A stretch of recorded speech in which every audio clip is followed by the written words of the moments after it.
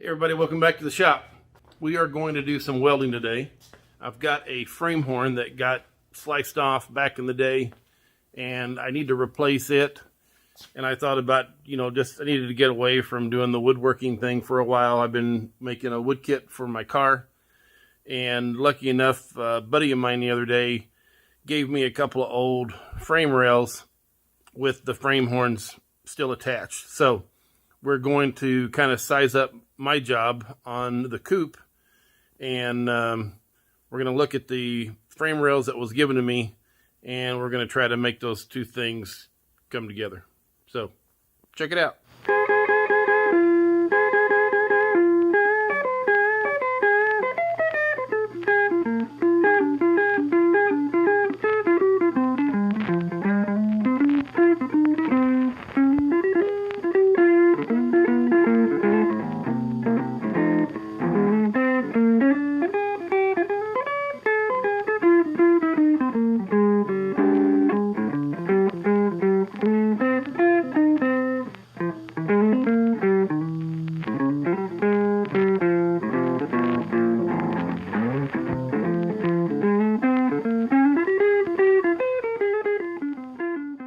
Okay, let's talk about what I'm working with here. So you can see where it got bobbed off. And throughout the frame, there's multiple areas that needs to be ground down flush and dressed up. I'll get to that later. This spot right here is going to end up probably getting cut off. I think I'm going to end up slicing this dude around here somewhere and then coming off with the new piece. I do have a good reference where I need to be, so I'm going to go ahead and pull some references from there and make it match. I've got to get this cross member out of the way. You can see it has been highly altered through the years. Got a bunch of stress cracks and old welds and whatnot. I'll probably try to fix it and keep it in the shop for down the road. You never know. Probably end up cutting off these pieces of plate, half-inch plate. I don't know if it was a problem for them with keeping the U-bolts in place. I don't know what this was all about, but you can see the U-bolts would nest in there pretty well, keep the front end from slipping sideways, I guess. But if it's that loose, you've got other problems. So anyway, I'm going to get rid of this one. I've got a replacement, and I'll eventually get it put in. Right now, this is just hand tight, so I'm going to go ahead and I'm going to get this thing loosened up and removed. So I got a buddy that gave me these pieces of frame, and I was definitely happy to get them. Thanks a lot, Rob. Appreciate you, brother. This one is the one I'm going to be using, and it looks kind of scary until you start thinking about what exactly is going to be used here. And I'm going to end up going about from there up with it. So the biggest areas that's going to be kind of a challenge is there's about 3 whammos right here that I've got to heat up and beat out. And then there's some interior cleanup work that needs to happen from the past. A bunch of boogers and mess in there. But a lot of it is still really good. Like, this is the right shape. As it goes up and around, it's still the right shape. The outside face is nice and flat. It does have an area up in here that I've got to fill up and sort out, but all in all, it should clean up, and only you and I'll know.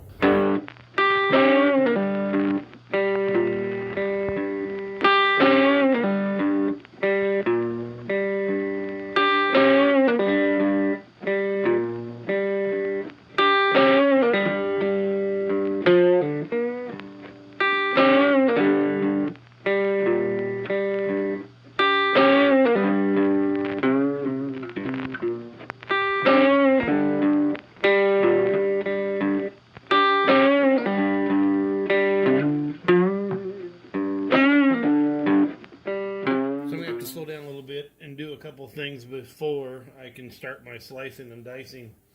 Got that cross member out, and I didn't realize that this frame rail has got some damage from the past. This bottom ribbon, you could say, is tilted down, and this top part of the frame rail is lifted up. And so I need to get this side to match that side before I make anything happen out here.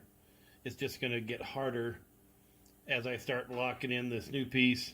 It's just going to get harder to adjust it down the road. So what I'm going to do is hold this side steady while using this metal block right here, and I'm going to use some heat and some brute force in getting these lined up and flat like they're supposed to be. And I don't know if you can see it or not, but this is off here, flares up.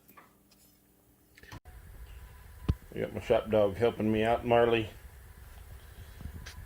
Marley is a scruffy little terrier puppy, and she is something else, let me tell you. We got the frame rail squared away, straightened up. Now I'm ready to start prepping those, and or actually the one to where I can graft her in. Try to keep this doing the same thing as the other side. I believe I did it, but we'll see.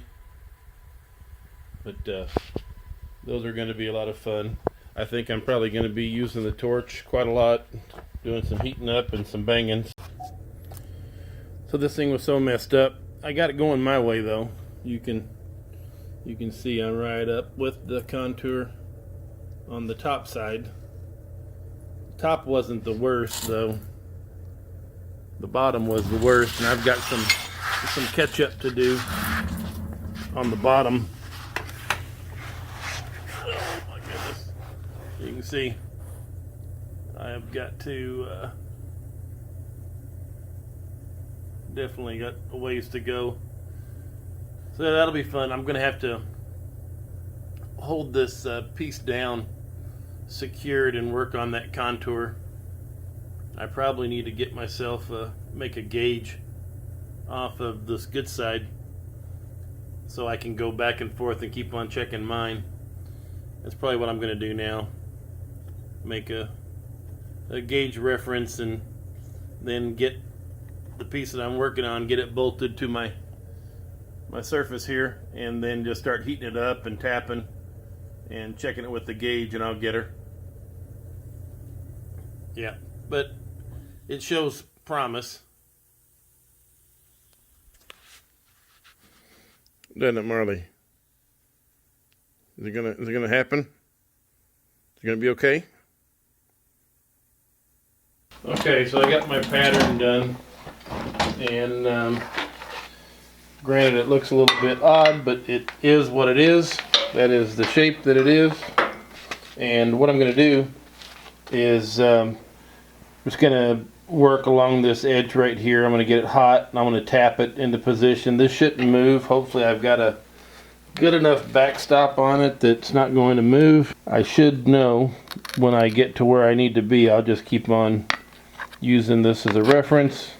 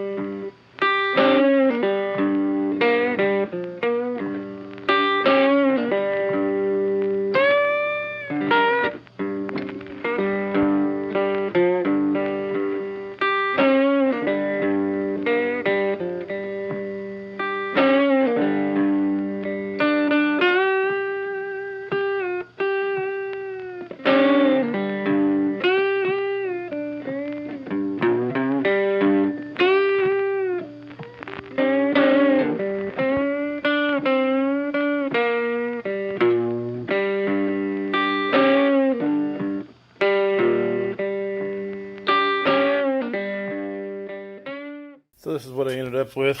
I got it pretty close. You look straight down. I'm following the contour. It took multiple efforts, and my torch is not the best torch for the job, as you can tell. I tore up my proper torch the other day. I've got to repair it. But so I've got it loosely in the right shape, and so now I can go and start cleaning it up on the inside, patching up some holes that are not required, and then get myself lined up to do the cut for here and over there on the missing horn.